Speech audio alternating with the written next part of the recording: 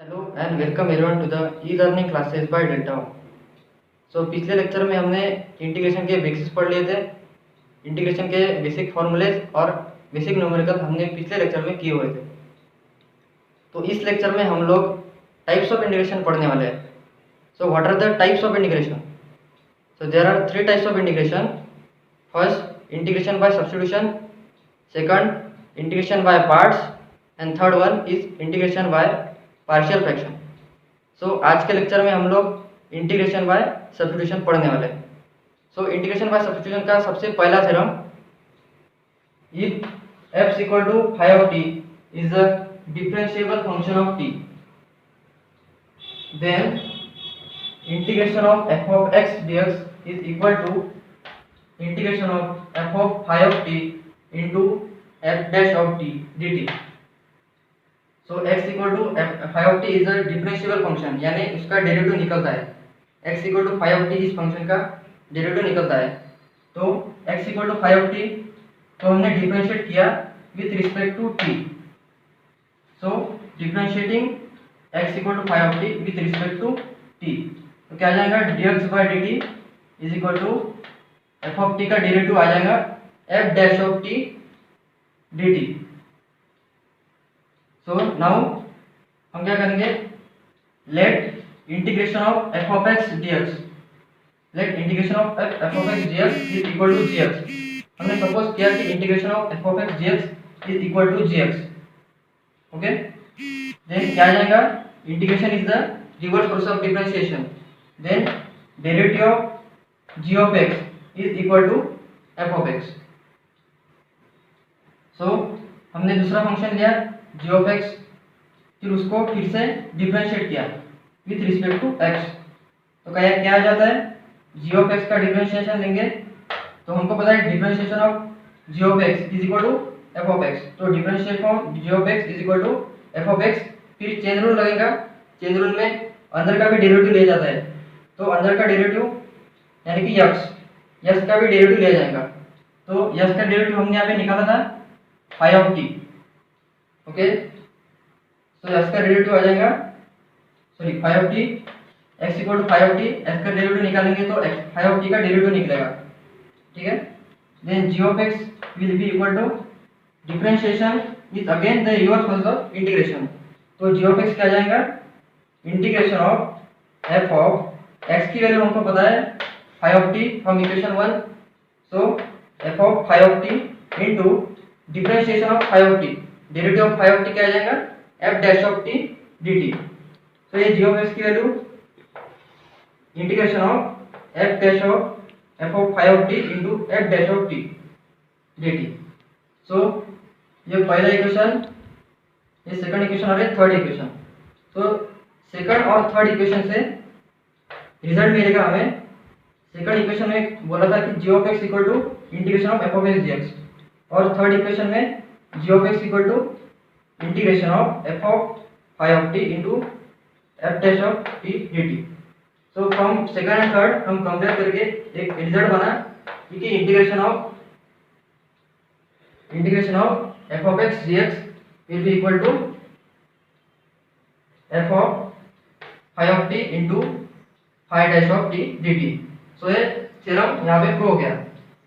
ये integration of substitution का पहला थ्योरम है। सो इसके ऊपर हम लोग एग्जांपल लेंगे तब और अच्छे से समझ में आएगा। Let I equal to integration of log of x raised to the power n upon x dx। तो यहाँ पे हमें ऐसा फंक्शन ढूंढना है कि जिसका डेरिवेटिव छुपा हुआ है। जैसे यहाँ पे ये फंक्शन कौन सा है, log of x। log of x का अपन डेरिवेटिव लेते हैं तो आता है 1/x dx। तो वैसे यहाँ पे log of x को हमने t सपोज किया, तो हमने इसको डिफरेंशिएट किया विथ रिस्पेक्ट टू x। तो क्या आ जाएगा, derivative of log of x होता है 1/x। तो 1/x into equal to dt by dx। So dx को इधर भेजेंगे तो 1/x dx is equal to dt। तो यहाँ पे 1/x dx, I में 1/x dx की जगह में हम क्या रखेंगे dt, और log of x की जगह पे t। तो क्या आ जाएगा I equal to integration of log of इसकी जगह T T to the power n upon 1/x dx की जगह dt। Okay, so again integration of T to the power n क्या आता है?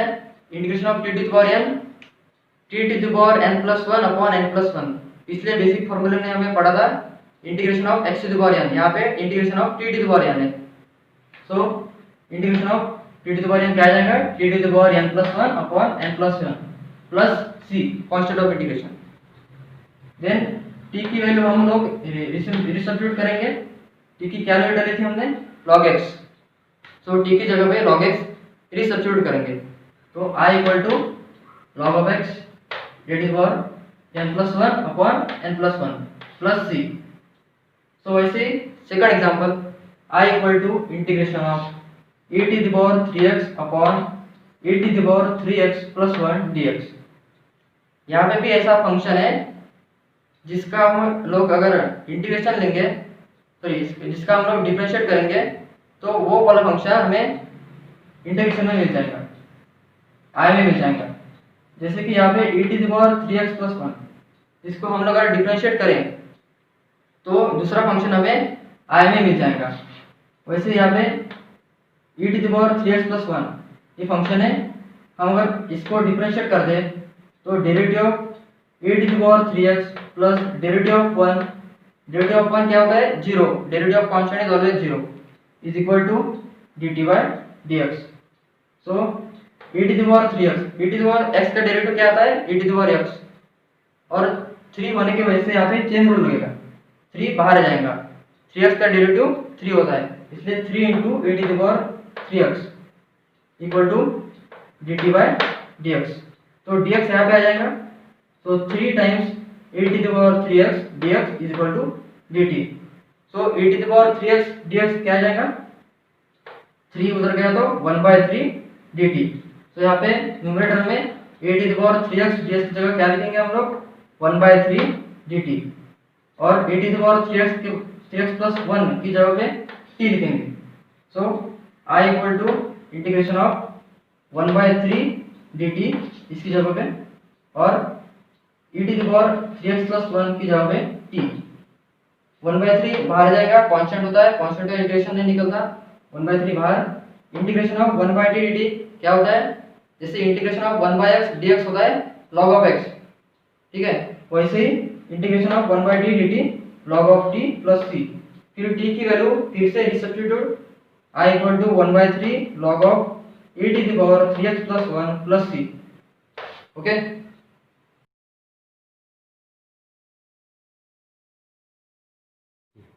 so next topic is integral of new type।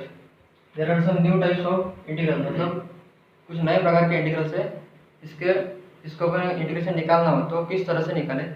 तो देखो यहाँ पे, so i is equal to integration of a cos x plus b sin x upon c sin x plus d cos x। इस type के अगर integral सामने आए तो जो a b c d है ये कॉन्स्टेंट्स है, आपको a b c d की वैल्यू कॉन्स्टेंट मिल जाएंगी। सो इस टाइप के अगर इंटीग्रल आते हैं तो कैसे सॉल्व करना? So then substitute numerator is equal to a into denominator plus b into D dx of denominator. ये न्यूमरेटर है a cos x plus b sin x, और ये डिनोमिनेटर है c sin x plus d cos x। तो numerator will be substitute, मतलब हम लोग numerator substitute करेंगे। In the place of numerator हम लिखेंगे a into denominator plus b into D dx of denominator. So हम एक एग्जांपल लेके समझेंगे। i equal to integration of sin x plus 2 cos x upon 3 sin x plus 4 cos x dx। So ये type के integral है, same type. सो इसमें हम लोग इंटीग्रल पे न्यूमरेटर को सब्स्टिट्यूट करेंगे। सो न्यूमरेटर क्या है? sin x plus 2 cos x। So numerator की जगह पे क्या आएगा? न्यूमरेटर की जगह पे a into denominator plus b into D dx of denominator. So numerator है sin x plus 2 cos x, a into denominator है 3 sin x plus 4 cos x plus b into D dx of, फिर से denominator 3 sin x plus 4 cos x। तो sin x plus 2 cos x equal to a into 3 sin x plus 4 cos x। फिर इसका हमने derivative लिया, 3 sin x plus 4 cos x का derivative क्या आ जाएगा, 3 sin x plus 4 cos x का डेरिवेटिव 3 sin x का डेरिवेटिव होता है cos x, 3 कांस्टेंट है बाहर आ जाएगा, और 4 cos x मतलब cos x का डेरिवेटिव आ जाएगा माइनस sin x, 4 कांस्टेंट बाहर आ जाएगा, so 3 cos x minus 4 sin x derivative. So फिर से a को मल्टीप्लाई करेंगे इस ब्रैकेट से, so 3a sin x plus 4a cos x, यहाँ पे वैसे भी plus 3b cos x minus 4b sin x।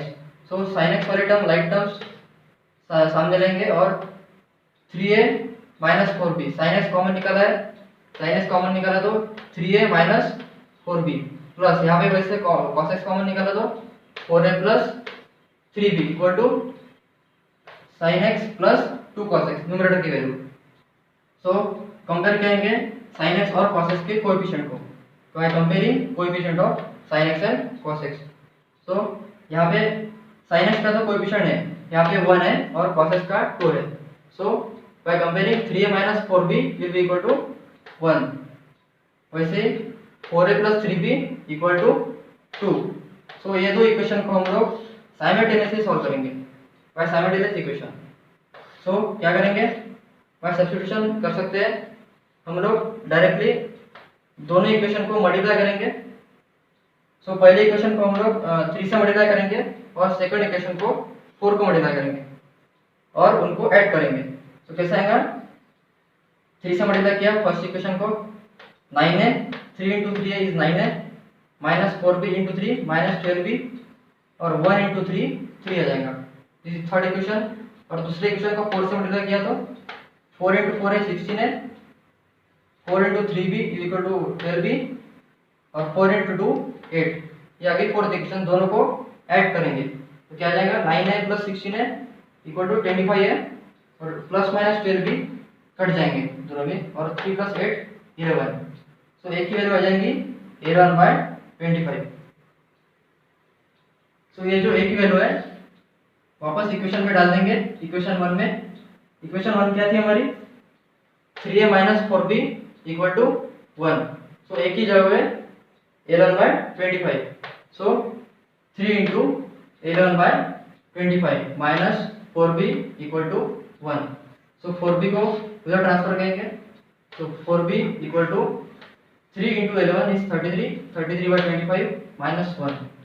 So 4b equal to, फिर इसको डिनोमिनेटर न्यूमरेटर, फिर इसको एलसीएम लेके सॉल्व करेंगे, डिनोमिनेटर इसका 25 बनाएंगे तो 33 माइनस 25, 33 माइनस 25 कितना आ जाएगा 8, 33 माइनस 25 8/25। सो b को फिर से डिवाइड करेंगे, b इक्वल टू 1/4 ऑफ 8/25, तो कितना आ जाएगा 2/25। तो ये जो b की a और b की वैल्यूज है ये वापस हम लोग इक्वेशन a में डाल देंगे। इक्वेशन a है sin x plus 2 cos x equal to a into 3 sin x plus 4 cos x plus b into 3 cos x minus 4 sin x। a और b की वैल्यू डालेंगे तो ऐसा आ जाएगा 3 sin x प्लस 11/25 और यहाँ पे 2/25। ओके, सो वापस इंटीग्रल, वापस क्वेश्चन पे आते हैं। क्या था हमारा i इक्वल टू न्यूमरेटर की जगह पे हम लोग वो सब्स्टिट्यूट करेंगे, वो वैल्यू जो आई थे। तो इक्वेशन एक ही वैल्यू है वो न्यूमरेटर की जगह पे रख देंगे, तो क्या होगा sin x plus 2 cos x equal to, यहाँ पे न्यूमरेटर की जगह पे यहाँ ये आ जाएगा 11/25, 3 sin x plus 4 cos x plus 2/25 3 cos x minus 4 sin x upon denominator as it is जो था। फिर इसको सेपरेट करेंगे, क्या आ जाएगा 3 sin x plus 4 cos x और 3 sin x plus 4 cos x cancel हो जाएंगे तो 1 बचेगा इधर, और 11/25 as it is 11/25 dx plus इसको सेपरेट किया तो 2/25 into 3 cos x minus 4 cos x, 3 cos x minus 4 sin x upon 3 sin x plus 4 cos x। So i equal to 11/25 dx plus integration of 2/25 3 cos x minus 4 sin x upon 3 cos x upon 3 cos x plus 4 cos x dx। So L1/25 constant है। So let suppose ये जो है इतना part वो I1 है और दूसरा part I2 है, कंसिडर किया है। सो I1 क्या आ जाएगा, I1 is integration of L1/25 dx। So L1/25 बाहर आ जाएगा, कांस्टेंट है, और वेरिएबल का इंटीग्रेशन, कांस्टेंट का इंटीग्रेशन हमेशा वेरिएबल होता है। सो L1/25 x plus c। So वैसे I2 की जगह पे ये आ जाएगा, I2 इक्वल टू 2/25 कांस्टेंट है इसलिए बाहर आएगा 2/25 integration of 3 cos x minus 4 sin x upon 3 sin x plus 4 cos x dx। तो यहाँ पे भी सब्स्टिट्यूशन वाली मेथड है, यहाँ पे भी डिनोमिनेटर जो है इसका सब्स्टिट्यूट करना पड़ेगा। न्यूमरेटर ये डेरिवेटिव आ जाता है डिनोमिनेटर का। So 3 sin x plus 4 cos x को t सब्स्टिट्यूट किया, तो फिर से डिफरेंशिएट किया with respect to x। So 3 sin x का डेरिवेटिव आ जाएगा 3 cos x, और 4 cos x का डेरिवेटिव आ जाएगा minus 4 sin of x is equal to dt by dx। So ds को अगर लेफ्ट हैंड साइड में सेट किया तो 3 cos x minus 4 sin x dx equal to dt। तो वैसे I2 की जगह पे न्यूमरेटर जो है वो डेरिवेटिव आ गया है डिनोमिनेटर का। तो I2 इक्वल टू जो इतना पार्ट है 3 cos x minus 4 sin x dx, उसकी जगह पे dt सब्स्टिट्यूट करना है। So I2 is equal to 2/25 dt आ गया न्यूमरेटर में, और जो डिनोमिनेटर जो हमने पुट किया था t।